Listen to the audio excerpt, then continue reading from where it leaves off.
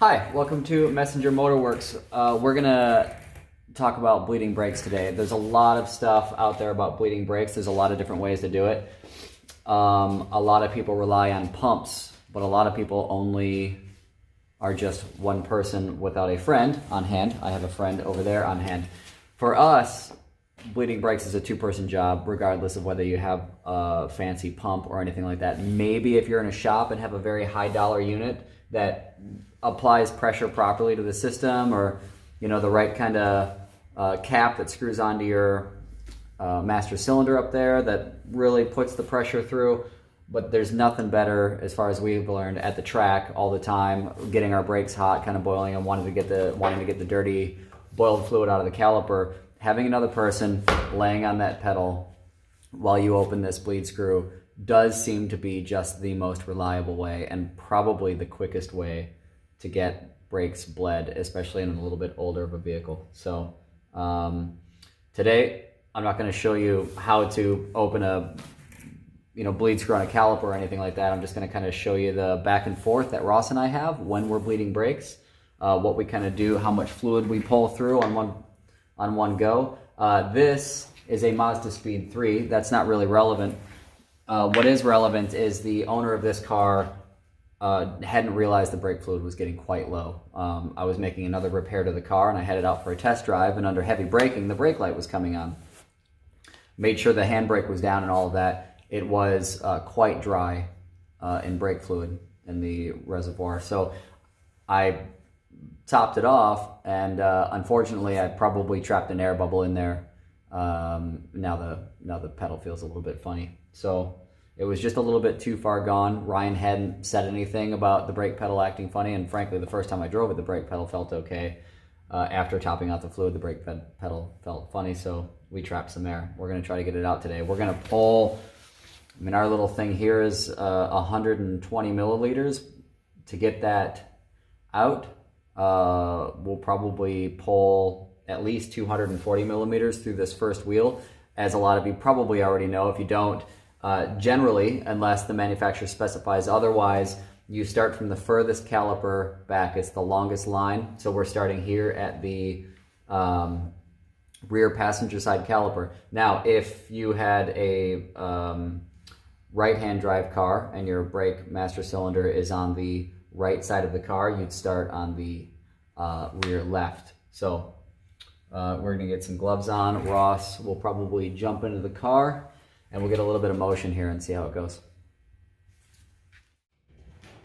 Okay. Like a well-oiled lynx. All right.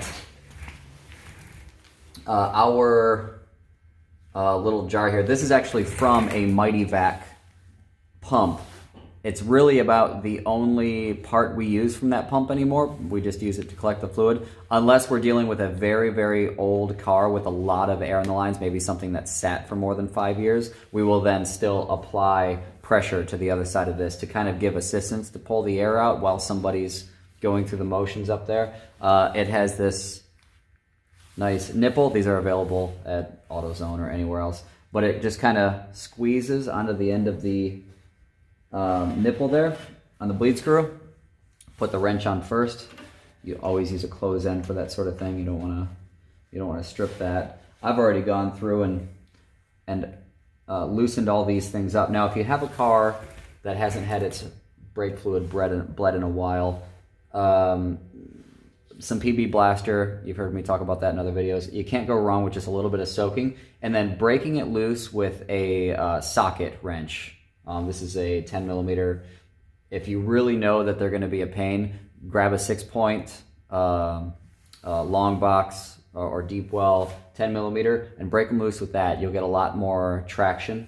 You'll get a lot more traction on that and a lot more leverage to be able to break it loose, and then just quickly tighten it back up and switch to a wrench after that. Just a tip for getting those open. Ross, how are you up there? I'm good. Have you pumped? Ready.